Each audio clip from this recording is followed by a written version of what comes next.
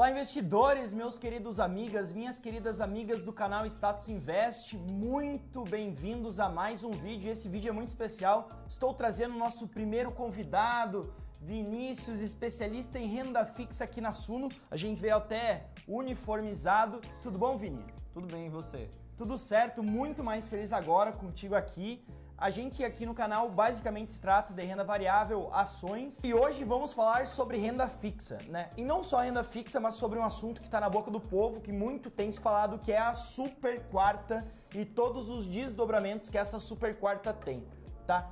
Podemos começar, Vini, sobre o que é a super quarta? Vamos lá. Super quarta é basicamente um termo que o mercado denominou, né, para quando a gente tem uma reunião de decisão de taxa de juros tanto no Brasil como nos Estados Unidos. Então, lá nos Estados Unidos, as decisões de juros, elas acontecem de quarta-feira, né? Normalmente quarta-feira em horário de Brasília, umas 3 horas da tarde. E aqui no Brasil também são de quarta-feira, né? As reuniões são em 2 dias, mas a divulgação da decisão também é na quarta e normalmente sai ali 6h30, às vezes umas 7 horas da noite, e vai depender muito do Banco Central. Mas quando esses dias se encontram, os dois bancos centrais divulgam na mesma quarta, isso é chamado de super quarta. Então, o Copom ele se reúne a cada 45 dias, o FONC, né, que é o comitê lá dos Estados Unidos, também se reúne mais ou menos nessa periodicidade, e aí quando as datas calham, é chamada a super quarta. Ótimo, e o que é decidido nessa super quarta? Por que o investidor tem que estar ligado nela? Bom, nas reuniões, os bancos centrais eles avaliam praticamente todas as variáveis da economia, então os bancos centrais eles têm vários dias de reunião, né, não é só um. Nessas reuniões, né, eles vão avaliar todos os diretores, vão falar, vão ver como que está a atividade do país, como que estão os núcleos de inflação, como que está o índice de inflação, se ele está em tendência de alta, está em tendência de queda, o que eles precisam fazer com a taxa de juros para, né, ancorar as expectativas do mercado, ou seja, fazer com que os investidores, né, tenham credibilidade, acreditem, né, no que o Banco Central está fazendo para controlar a inflação principalmente, que é a principal função do Banco Central, é cumprir a meta de inflação, né, tanto aqui como lá nos Estados Unidos. Ele garante também a estabilidade, né, da moeda, então ele precisa se preocupar com todas essas variáveis e saber se o que ele vai comunicar para o mercado naquele dia, se aquilo está correto, qual que é o impacto daquilo, se com aquela decisão as variáveis vão, né, convergir para as expectativas ou se não vão. Então, por isso que é muito importante não só olhar a decisão em si, né, se o Banco Central vai subir de 13,75 para 14, mas também olhar o comunicado, né, o tom do comunicado, se o Banco Central está sendo um pouco mais duro ou se ele está sendo um pouco mais brando. Acho que isso também é de muita importância na hora de analisar as reuniões, né, os comunicados. Ótimo, e amanhã a gente tem uma super quarta. Acho que todo mundo está apreensivo quanto a isso. A gente tem uma decisão importante de ser tomada, né? Se a taxa Selic vai subir para 14, vai manter, o pessoal costuma chamar manteu, em 13,75. O que o investidor pode esperar, o que o mercado está precificando e como isso é importante na renda fixa, o quanto que impacta isso na renda fixa? E eu diria não só na renda fixa, mas em praticamente todos os ativos do mercado, né? Porque quando a gente vê um aumento de juros muito abrupto, às vezes outras classes de ativos acabam sofrendo, né? Você vê fundos imobiliários caíram bastante no ano, agora que recuperou um pouco nos últimos meses. A própria bolsa, né? Algumas ações, aquelas ações de tecnologia, o custo de capital acaba aumentando bastante e o valuation vai para baixo, né? O preço delas vai para baixo. Então é muito importante a gente acompanhar essas decisões. E assim, o que está precificado hoje, né, no Brasil, como a gente fez a lição de casa um pouco antes, a gente saiu de 2 para 13,75% ao ano em questão de 1 ano e 6 meses, praticamente. E enquanto isso, né, o Banco Central norte-americano, o Banco Central europeu, eles só estão aumentando os juros agora. Então aqui no Brasil é esperado uma manutenção, então manteu, né, é bem provável, o mercado precifica isso. E lá nos Estados Unidos, a expectativa é que o Banco Central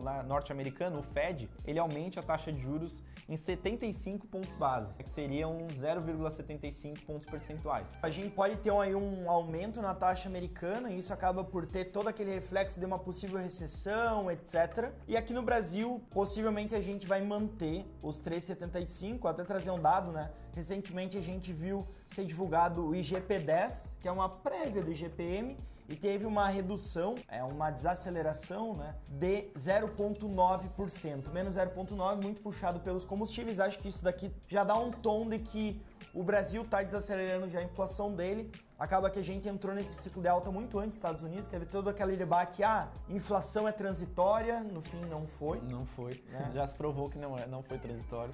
Já se provou bastante. Aqui no Brasil a gente já tinha todo aquele histórico da inflação, acho que a gente sabia muito bem lidar quanto a isso. Um outro ponto que eu queria trazer, só para debater, que essa questão do aumento da taxa de juros é muito importante por conta do efeito manada, né? A gente vê muito investidor tirando o dinheiro da renda variável e mandando para a renda fixa. Isso faz com que derrube os preços de uma vez por todas. E acontece que, se a gente for pegar fluxo de investidores, grande parte dos investidores, pessoa física e institucional, tem tirado todo esse dinheiro da renda variável e jogando na renda fixa.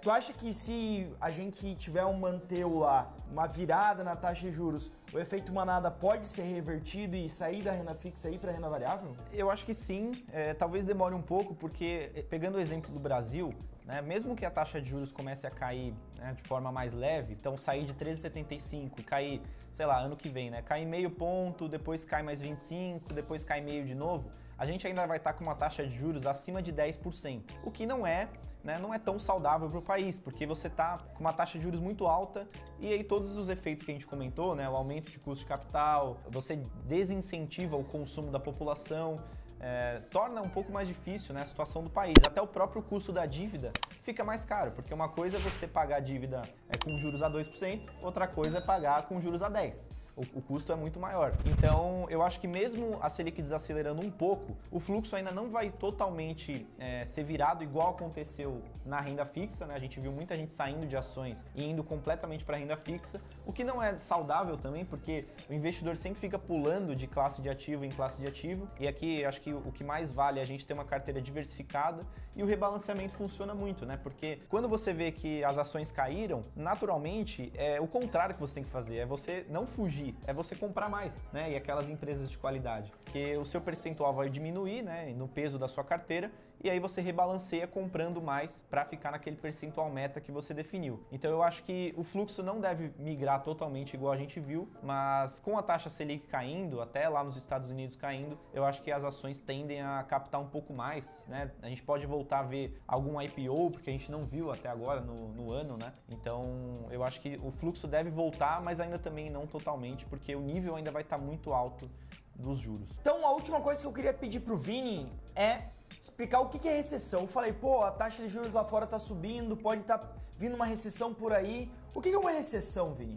Boa, a recessão no termo técnico é quando um país, né, ele tem o seu índice de atividade caindo por 2 períodos consecutivos. Só que na prática o que a gente quer saber é assim, pegando o exemplo dos Estados Unidos. Os Estados Unidos está com uma inflação muito alta, em torno, na casa dos 8%, 9%, enquanto que a meta do Fed é de 2%, então está bem acima da meta. E a taxa de juros, para conter essa inflação, ela precisa subir, porque aí ela vai desincentivar o consumo e aí a inflação naturalmente tende a começar a cair, igual aconteceu aqui no Brasil. Não foi exatamente pelo consumo, né? Foi por aquela medida do governo, mas o índice de inflação começa a cair. E aí, só que aí com isso, né, as pessoas deixando de consumir, as indústrias, por exemplo, deixando de comprar novas máquinas, empresas deixando de fazer seus projetos porque a taxa de juros ficou mais alta, o crédito ficou mais caro, você também tem uma redução no nível de atividade. E uma atividade baixa para o país é ruim, né? Você está gerando menos riqueza para aquele país específico, para aquela economia. Então a recessão também é um risco para o país, não é bom, né? Por isso que a deflação não é boa, né? Porque você tira o incentivo das pessoas consumirem. Então por isso que se fala muito no risco de recessão, né? É a atividade, seja dos Estados Unidos, seja na Europa, que também está com esse risco bem nítido, né, por causa dos problemas da Rússia, você tem um nível de atividade desacelerando e aí você causa mal para a economia, né, porque as pessoas vão deixar de consumir, o seu país vai ficar menos rico e por isso que é um grande risco para as economias. E aí o grande desafio dos bancos centrais é achar esse equilíbrio entre não desaquecer a economia num ponto que cause uma recessão, mas também não deixar a inflação galopante, né, do jeito que está tão acelerado. Então esse é o grande desafio, você achar o meio termo entre essas duas variáveis. É isso, vai ter super quarta na quarta, trivial. Vai ter super quarta na quarta, acompanhe a Suno em todas as redes que o Vini vai comentar sobre isso. Qual que é o seu Instagram, Vini? @ViniciusMRomano, o pessoal vai deixar aqui na descrição. E aqui na tela também. Então é isso, acompanhe o Vini lá nas redes e você ficará sabendo de tudo o que aconteceu nessa super quarta. Obrigado, Vini. Valeu, João. Até a próxima. Até a próxima.